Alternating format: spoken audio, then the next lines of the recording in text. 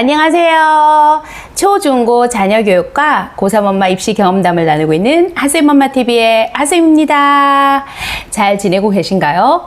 현재 고3들 9월 10일부터 수시 원서 접수를 시작하는데요. 오늘은 작년에 저희 아이가 고3 입시를 치르면서 수시 원서를 쓴 제 경험담을 말씀드려 보려고 해요.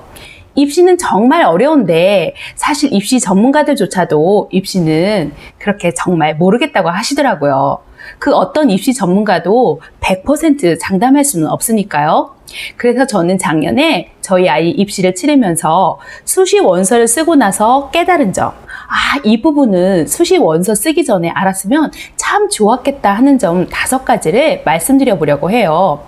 지금부터 수시 원서 접수 전에 꼭 체크해 보면 좋을 것들 5가지를 말씀드려 볼게요.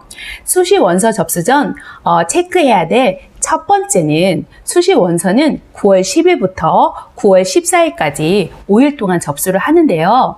수시 원서 접수는 학교에서 해주는 게 아니고 아이와 부모님이 직접 하시는 거예요.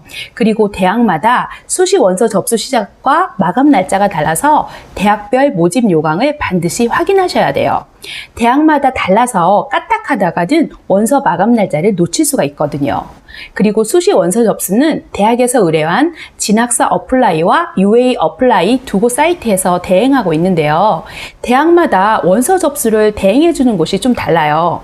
어떤 대학은 진학사 어플라이에서 원서 접수를 하는 곳이 있고 또 어떤 대학은 UA에서만 수시 원서 접수를 받아요. 그래서 저는 작년에 이 두 곳에 원서 접수비를 넉넉히 좀 넣어놓고 아이 수시 원서 접수를 했어요. 원서 접수를 하고 난 뒤 남은 원서 접수비는 다시 되돌려 받을 수가 있으니 좀 넉넉하게 넣어 놓으시는 게 좋을 거예요. 왜냐하면 아이가 나중에 수시 원서 마지막 날 경쟁률 추이를 지켜보면서 막판에 학교에서 원서 접수를 할 수도 있거든요. 수시 원서 접수 전 체크사항 두 번째는 아이 내신과 비교과 그리고 6월과 9월 모의고사 성적을 좀 객관적으로 보고 유불리를 잘 따져서 아이한테 가장 유리한 전형인지 확인해 보시라고 말씀드리고 싶어요. 아마 방학 동안에 아이와 부모님께서 대학별 지원표를 만드셨을 건데요. 작년에 저희 아이 학교에서는 학교 담임선생님께서 아이 편으로 보내주시더라고요. 그 안에 아이가 지원할 대학명, 학과명, 인원수, 전형 종류, 수시 마감 일자, 발표 일자, 최저 등급 유무, 면접의 유무, 작년 경쟁률, 합격자 평균 50%나 70% 컷 등을 적게 되어 있었는데요.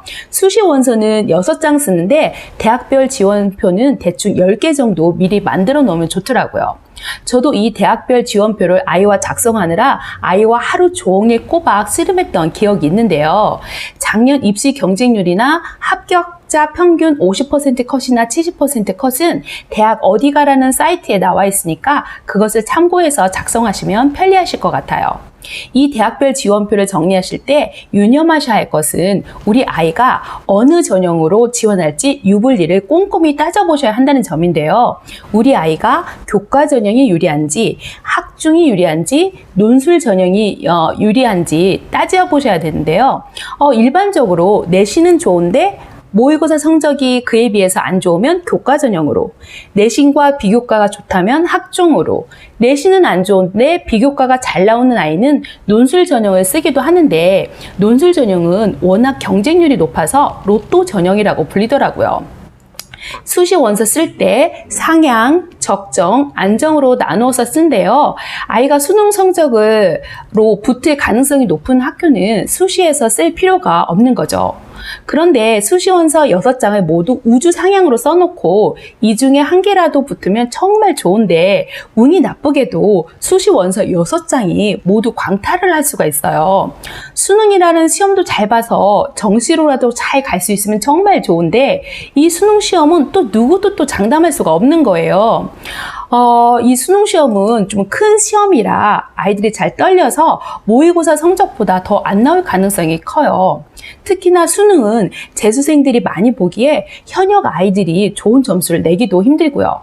저희 아이도 9월 모의고사보다 두세 문제 더 틀렸어요. 그래서 수시 원서를 쓸 때는 상향만 쓰기보다는 적정으로 써야 하고, 나는 죽어도 재수가 싫다는 아이는 안정으로 써야 될 수도 있어요. 그런데 또 너무 이렇게 안정을 쓰면 나중에 대학에 다니면서 수시 반수를 많이 하더라고요. 더욱이 코로나 시국으로 사이버 대학생이 된 아이들은 지금 대학 생활이 아마 만족스럽지 못한 아이들이 많을 거예요. 수시 반수는 아이 원서 접수만 하고 면접만 보면 되니까 올해 수시 반수가 그렇게 많다고 하더라고요. 하지만 수시에서 붙으면 반드시 가야 하니까 수시 납치 당하는 일이 없도록 해야 해요. 아이가 수능 성적을 어느 정도 망치더라도 충분히 갈 수 있는 학교에는 수시 원서에서 쓸 필요가 없는 거죠. 수시 원서 접수 시 체크해야 할 세 번째는 수시 원서 라인 잡을 때 주로 아이 학교 작년 선배들의 입결을 참조하는 거예요. 입시 카페 같은 곳에 가면 어느 학교 내신 2.1이 어느 대학교에는 붙었는데 또 다른 학교 아이 내신 2.1은 어느 대학교에서 떨어졌다고 하는 것을 보실 수도 있을 거예요. 그럴 때 참조할 수 있는 것이 아이 학교의 작년 선배들 입결이에요. 아이 학교 입결을 보면 매년 비슷한 성적의 입결을 보이는 것이 참 신기하더라고요. 스카이를 예로 들면 재작년에 아이 학교가 서울대에서 5명, 연대에서 10명, 고대에서 10명 이렇게 보냈다면 작년에도 그 숫자가 아마 비슷비슷한 것을 확인하실 수 있을 거예요. 그래서 우리 아이 원서 쓸 때 우리 아이 학교 작년 선배들의 입결을 확인하면 좋은데, 올해는 또 변수가 좀 생겼죠. 약대가 생기는 바람에 상위권 대학교의 합격 컷이 조금 내려갈 수도 있다고도 해요. 이렇게 입시가 워낙 복잡하다 보니 학부모님들이 또 컨설팅을 많이 찾게 되더라고요. 그래서 수시 원서 접수 시 체크해야 될 네 번째는 바로 컨설팅과 관련된 거예요. 입시가 전형도 많고 우리 아이 성적에 어느 대학에 지원하는 게 유리한지 따져보기가 참 만만치 않아요. 학교 선생님께서 상담해 주시지만 한 반의 아이들이 좀 많아야죠. 30명이나 되는 학생들이 수시 원서 쓸 곳을 6곳을 담임 선생님이 알아봐 주시는 거는 현실적으로 좀 불가능한 것 같아요. 그래서 아이와 부모가 원서 쓸 곳 정해서 담임 선생님께 확인받는 정도가 되는 것 같거든요. 그러고도 불안하신 학부모님들은 돈을 내고 사설 업체에서 컨설팅을 받으시기도 하시더라고요. 저도 저희 아이 수시 원서 쓰기 전에 구청에서 무료로 진행해주는 수시 원서 라인 잡는 컨설팅을 한번 받아보았는데요. 사실 이 컨설팅이란 것도 결과를 보장해주지는 않아요. 그냥 불안한 마음을 잠재워주는 정도라고 할까요? 그래서 컨설팅도 참고만 하시고 최종적으로 원서 결정은 부모님과 아이가 해야 떨어져도 최종 결정은 또 아이가 몫이 되는데, 최종 결정은 아이가 몫이 되는데 최종 결정을 아이가 해야 떨어져도 아이가 원망을 안 하고 아이에게는 여한이 없어요. 수시 원서 접수 시 체크해야 할 마지막 5번째, 이것은 정말 중요한 건데요. 수시 원서 접수가 9월 10일부터 시작해서 9월 14일까지 5일간 진행되잖아요. 그리고 중간중간 경쟁률이 나올 거예요. 아이가 원서를 내는 곳이 안정권이면 원서 첫날 접수해도 상관없어요.